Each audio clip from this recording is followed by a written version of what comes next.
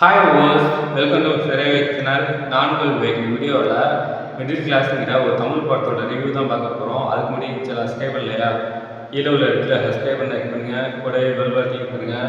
அப்போ தான் நான் போகிற வீடியோ வரணும், நோட்டிஃபிகேஷன் ஆகும். அப்போ தான் இந்த வீடியோ மிஸ் பண்ணால் பார்க்கலாம். நீங்கள் மிடில் கிளாஸ் இந்த படத்தை கிஷோரியம் ராமலிங்கம் வைக்கிறாரு. இந்த படம் இப்போ தேட்டரில் ரிலீஸ் ஆகிருக்கு, செக் பண்ணி பாருங்கள்.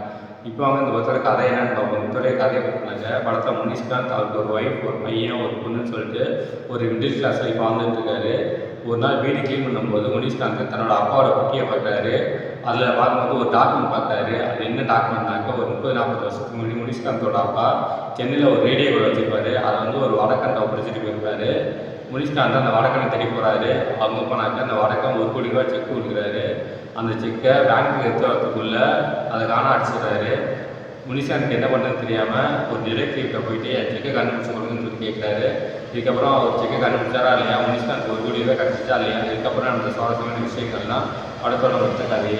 இந்த படத்தோட ரன்டைம் பார்த்தோம்னாக்கா 2 மணி நேரம். ஒரு டீசென்ட் வாட்சான ஒரு படம் தான். இந்த படம் வந்து பார்க்கறதுக்கு முக்கியமான காரணம் வந்து முனிஷ்காந்த் வந்து காமெடியனாக எல்லா படத்துலையும் பார்த்துருப்போம்.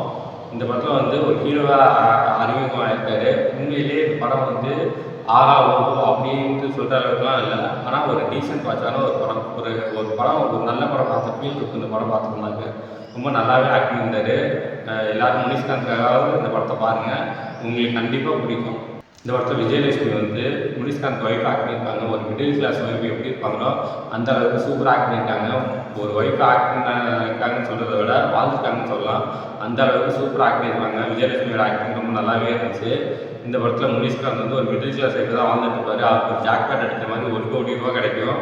அதை வந்து இப்போ தொலைச்சிடுவார். திருப்பி அதை கண்டுபிடிச்சாரா இல்லையா, அவர் கிடச்சிச்சா இல்லையாங்கிறத படத்தோட கதையாக இருக்குது. உண்மையிலேயே வந்து சூப்பராக ஆக்ட் பண்ணியிருக்காரு. முனிஷ்காந்தோட ஆக்டிங்லாம் நான் சொல்லவே மாட்டேன். ஒரு ஹீரோவாக முனிஷ்காந்த் ஹீரோ ஆக்ட் பண்ணியிருக்காரு. ஹீரோயின் கூட வந்து பாட்டு வைக்கிறேன், டான்ஸ் ஆடுறேன் அப்படின்னு சொல்லிட்டு மொக்க போடாமல் கதைக்கு தேவையான விஷயங்களை மட்டும் பண்ணியிருக்காங்க.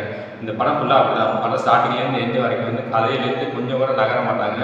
ரொம்ப நல்லாவே ஆக்ட் பண்ணியிருந்தாங்க. இந்த படத்தில் குரேஷி ஆக்ட் பண்ணியிருக்காரு. அவரோட ஆக்டிங் ரொம்ப நல்லாவே இருந்துச்சு.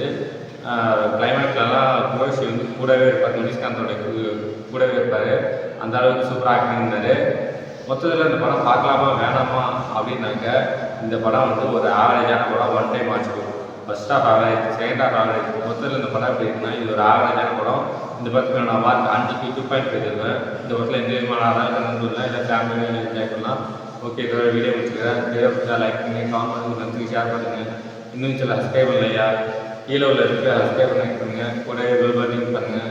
அப்போ தான் நான் போகிற வீடியோ வரணும்னா நோட்டிஃபிகேஷனாக வரும். அப்போ தான் இந்த வீடியோ மிஸ் பண்ணால் பார்க்கலாம். கீழே டிஸ்கிரிப்ஷனில் சோஷியல் மீடியா லிங்க்ஸ்லாம் கொடுத்துருக்கேன். லைக் பண்ணுங்கள், காமெண்ட் பண்ணுங்கள், ஃபாலோ பண்ணுங்கள். தேங்க்ஸ் ஃபார் வாட்சிங்.